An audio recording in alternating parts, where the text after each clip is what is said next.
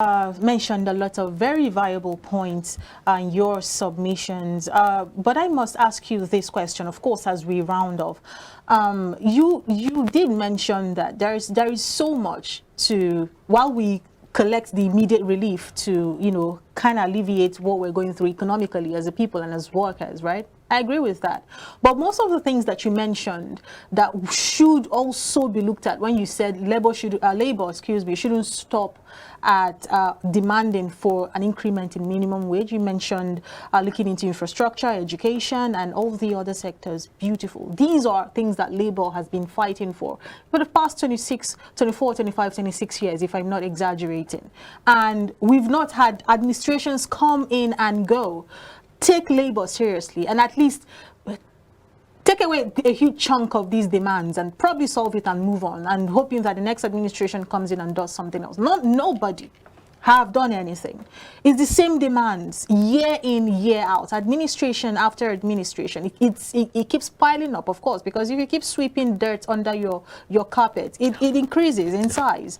And that is what we are experiencing now. At what point do you think that making this particular demand now, with your analogy of when trees fall on each other, we take up the one on top first, how many of these trees can labor take? As seen as it has piled up, it is huge now. It's no longer a question of, say, roads are dilapidated, we need to pay more attention to it. It's dilapidated, it's there. But so is the education sector. Yeah. There are no classroom blocks. People sit on the floor. The system is rotten. And so is the health sector. So is aviation. So is... Should I go on? So how? At what point do you think the federal government will begin to take this conversation seriously? We've seen, it's not today we started seeing committees, Soweto. We've seen so many committees. What makes you think this one is different? Do you even see any difference? I don't see any difference. But I also trust in the power of struggle. There is no mountain that is too high for a people that is determined to bring down. Otherwise, we would not be where we are today in this country. Before coming here, I read about the story of the 1941 and the 1945 general strike of Nigerian workers. And it just tells you that this struggle we are faced with today, minimum wage, has been one that has been from time immemorial. And those struggles are the reasons why there have been some minimal progress that we have in the country today. Colonialism was defeated on the basis of workers' mobilization. So also military rule was defeated on the basis of these struggles. So that even while we have one or two criticisms about how our struggle has gone, or the limitation of the labor leadership, we also must recognize the fact that even without the minimal struggle that we have had over the years, things could be worse than it is right now. But then, if you also don't do what needs to be done, you are not going to get the outcome that you want.